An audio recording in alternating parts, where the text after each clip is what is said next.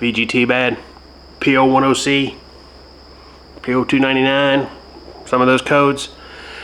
If you've got those, stick around, we're going to talk about it. This is how mine failed. These are the steps I took to figure out what was going on with my truck and why it changed it.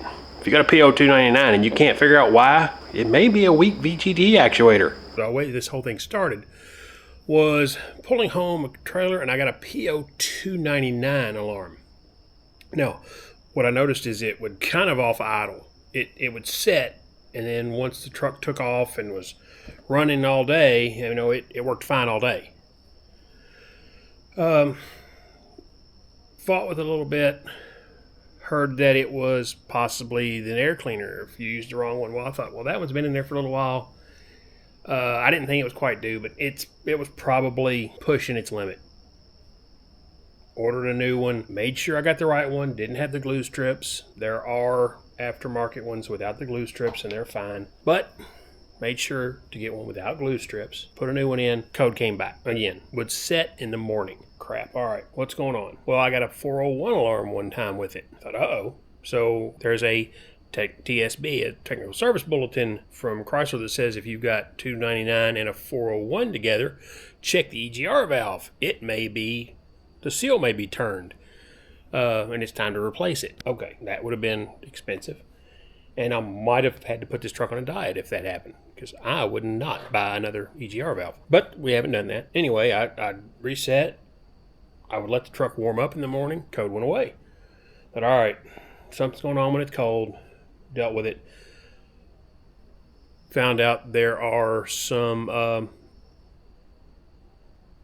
flashes that dealt with this issue. Okay, let's go in and get the ECM flashed.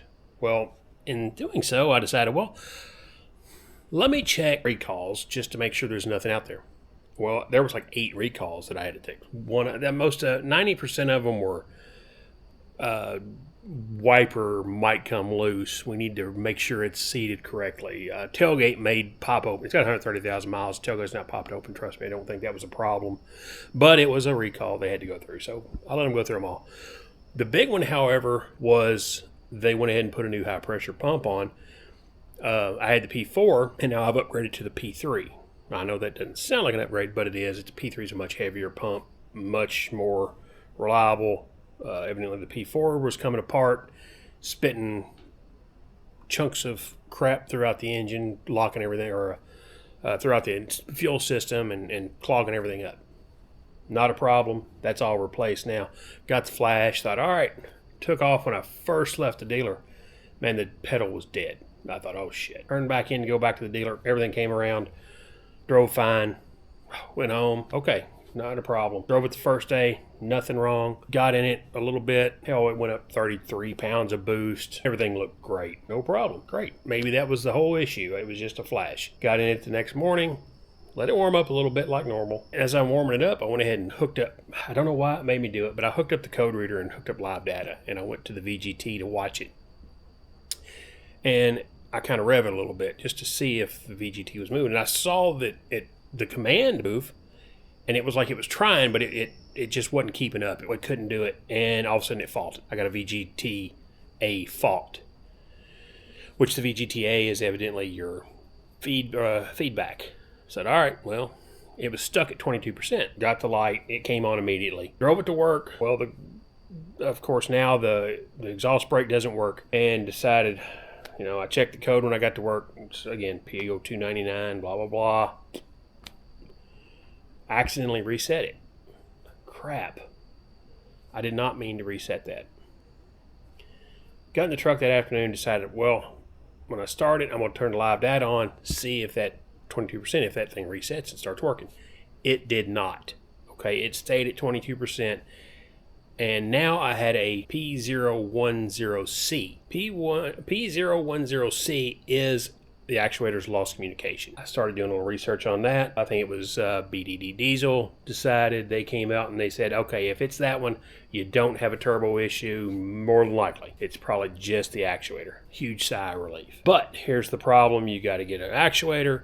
It's got to be calibrated, unless you buy this City Diesel belt one from, they said Gino's Garage, but everybody sells. There's multiple places that sell them. Guess what though? 12 to 14 week lead time. 12 to 14 weeks wait right now. They don't really know. One place said, oh, it's 12 to 14 weeks, but there's a $500 expedite. Okay. So I call. And think, all right, so what's the real time limit? Well, and they said, right now we don't know. That $500, if you pay that $500, that doesn't mean you get one right now. It means you're at the front of the list when they come available. I'm screwed. All right, so I think, well, all right, fine, I'll just buy this $1,200 one. It's dollar wholesale, that another factory one, and I probably should have. Don't look at me the wrong way with this, but I thought, man, I just don't want to put the original one back on it. I really want to put this City Diesel one on it, and I'm going to. The problem I've got right now, though, is I don't want to spend $1,000 to put one on it that I don't feel comfortable with. So I found one on Amazon. Famous last words, I know. Worst case scenario, this doesn't work. I set the turbo to midway and put it back on, unplug it, and drive it until the City Diesel one comes in. Interesting. But here we are now, and I'm putting this one on. So we're going to see, will this Amazon thing, will it work? Fingers crossed. It is for the 19 to 24, so it's supposed to work.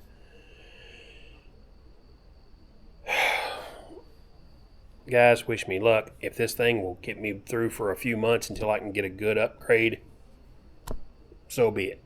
I'll sing its praises like some other people did on Amazon, or I'll be cussing it like a few people did. The majority did have good luck with it. So let's get the gasket cleaned up and get this thing calibrated, put on there, and maybe we can get some coolant back in this and try it. I suppose I should probably just pull this wheel off, but I don't think it's necessary. We've got 1, 2, 3, 4, 5, 6, 7, 8, maybe another fastener right there to pull this wheel well out. So I got this little adapter, this thing right here. When I got it, it was all jacked up. But I know, had I tried to do that without taking this wheel off, I'd have had to use a ratchet. I don't think you could do anything that's going to be a lot of torque, because it would probably take your hand off. But what I'm doing here,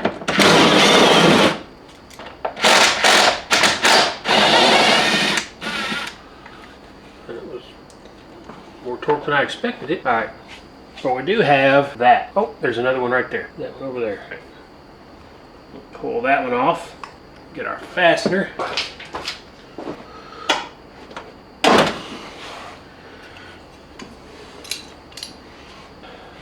Wiggling this thing out of here sometimes can be a bit of a pain in the ass, because it just kind of, I don't know why they are, but they are. Yeah, they suck. Damn thing. There we go. There it is. You can see that's kind of right in the way, but whatever. 5 millimeters. Plug right here.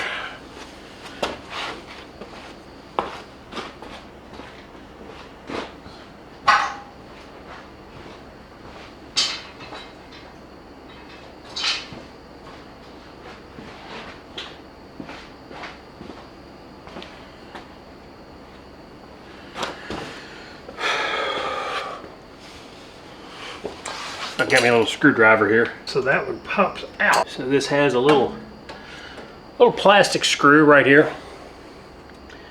And that was hand tight. I mean, it just kind of snugged in there. You see, this has a little slip of screwdriver right there. Pop that back. And when you do, then you can push it together and it pulls right off. Not a problem. Now, what I've been seeing in videos is this was way down below. So I don't know if this somehow sets higher or what. But it looks like I need 5mm Allen. So let's see, 5mm.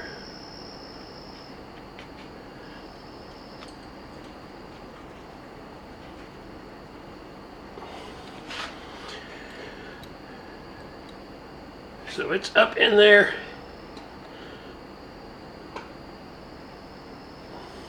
God, you gotta love that. There's something just magical about those magnets that I love. And there's something about them that I just can't fucking stand.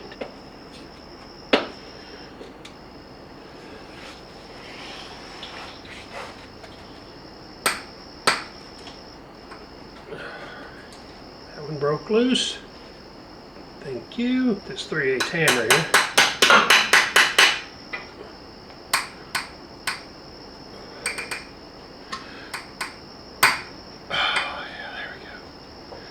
That's what you like. Now, getting these up to might be a pain in the ass. Two I thought would be the easiest ones. Okay, that was better than I thought it would be. That one broke loose. Look at that. Man, that is awesome. Oh, you gotta love it. So, 2 down. 1 to go. I don't see any reason to have a camera in here. I'll turn this one and this one off. Well, look better than I expected.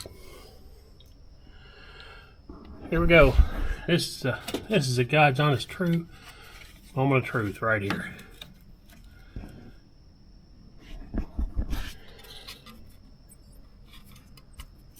Oh, thank God. Yes, sir.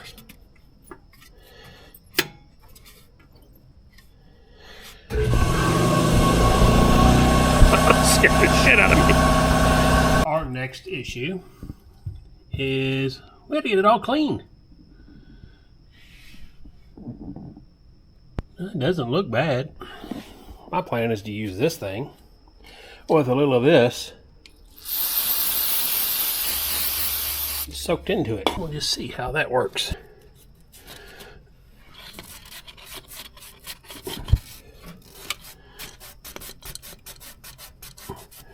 It is not very aggressive, but I think everybody gets the idea. So let me get something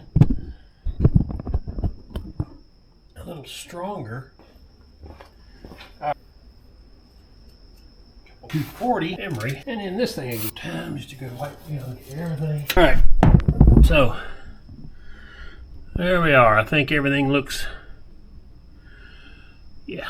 Everything looks good and smooth. This thing side by side. Plugs look the same. It looks pretty similar, it just doesn't have hole set on it. It all looks good. Again, let's get our bolts out. I guess this thing comes with extra gaskets. Is that what it is? Yeah, it comes with an extra gasket. Let's see if we can snake this thing up here. I don't know if you can see it. I went ahead and pushed this to that far side. There is grease on that, and I don't have a whole lot on it. And let's see. Of course. That could be a drinking game. How many times can we knock that off? Let's see if I can get this one lined up just a little. This one on. All right, 2 more at the top. The only thing that really causes this to be a bit of a pain in the ass is the overflow jug. So if you wanted to take that loose and lift it up, probably make this job a lot easier. Just lost my other camera, but using this, which is not going to give me a whole lot of torque. Now I'm going to put just the wrench on it. Go around again. Now, for the star of the show, hook up the calibrator push the button, let it calibrate. It should move around, blah, blah, blah. Then once it's calibrated, unplug it, plug it back into the wiring harness, and I'm good to go. Got my power plugged in. Plug it into this one here. So I have a clear, a cal, and a test. I bet that's a great angle. We got this little thing I need to plug in right here. Well, it moved and it went to green. I hope that means it's awesome. I want to hit this test button. Awesome. All right, so there you go. Test just kind of kept going and going. I had to hit cal a second time, so it went through a second cal, but it stayed green. So let's hope that we can get some fluid in this thing and try it. Fired it up. Show you the live data here. Everything seems to be operating correct. Saying what it's doing. Doing what it's saying. I do have a couple stored codes that are permanent. We're going to drive the sumbitch and we're going to see, do they go away? So far I'm happy with it. Maybe it's a hit or miss thing with these Chinese ones. I don't know. I'm not going to pretend like I'm happy that I had to put that on there. But if it'll get me through a trip I'm going on, or until I can get the good stuff in, thank you, China. Guys, if this helped you out, make sure you hit that button below. Man, hit that like button, smash on that notification bell, and hit that subscribe, and come back and see what's next. You never know what's going to happen here. Might as well take it for a quick drive, see. Did it do what it's supposed to?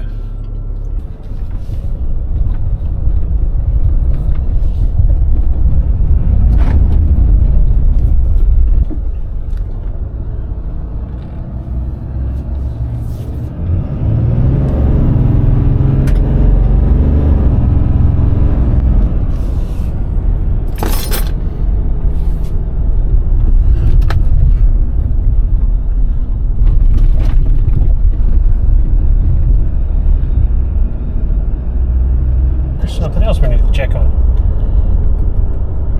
If you're wondering what I did, was turned on the exhaust brake. Let's get a little bit of speed down through here and see if it still functions the way it's supposed to. Alright, nobody come. Oh yeah.